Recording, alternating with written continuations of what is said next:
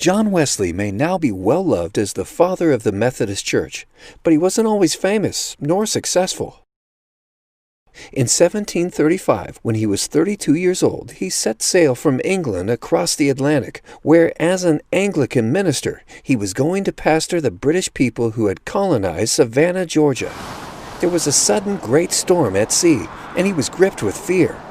To his amazement, the German Moravians on board the same ship were not. They were calm and sang hymns of praise. "We are neither afraid for ourselves nor for our children," they said. Wesley could hardly bear to reckon with himself in the face of such faith. Over time, and in many ways, however, he had to search his heart and reflect on his life. He had been brought up in a Christian family. His dad, Samuel, was an Anglican priest.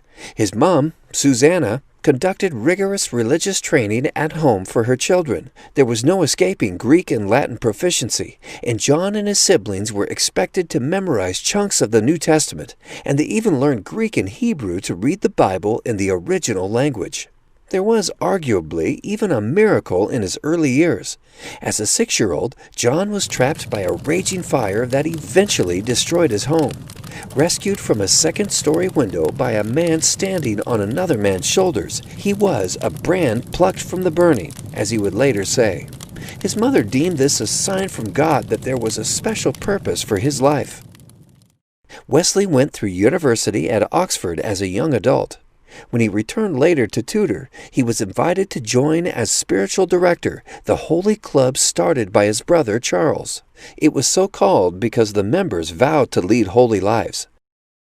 They studied the Bible and prayed daily, took communion, and visited prisons regularly. They were labeled Methodist for their methodical ways.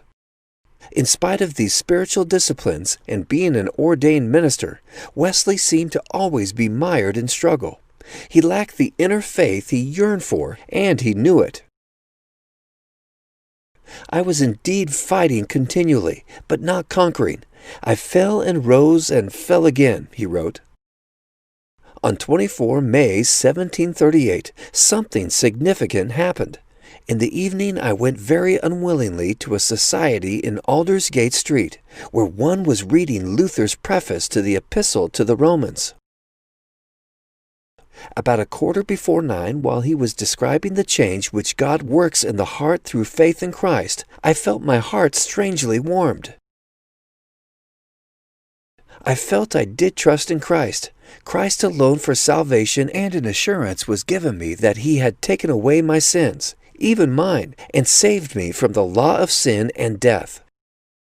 By the providence of God, George Whitefield, an Oxford Holy Club friend, was preaching in Bristol around this time. Poor working people, especially coal miners, were coming to Christ in droves. Whitefield needed help to attend to their needs.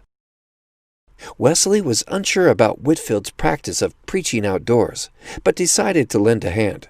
He soon became the new leader of this growing movement.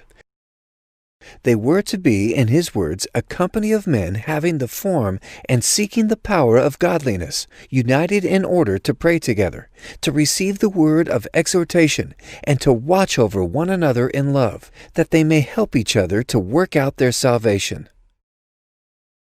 At first his followers met in private home societies. As these grew, Wesley started classes of 11 members with one leader, meeting weekly. They started schools for poor children, orphanages, and clinics. Everywhere they could, in whatever way they were able, they strived to do good. Outsiders bullied them and hurled abuse. Wesley even received threats on his life. Nonetheless, he preached unrelentingly, convinced that the world is my parish. He rode on horseback and traveled far and wide, more than 4,000 miles every year.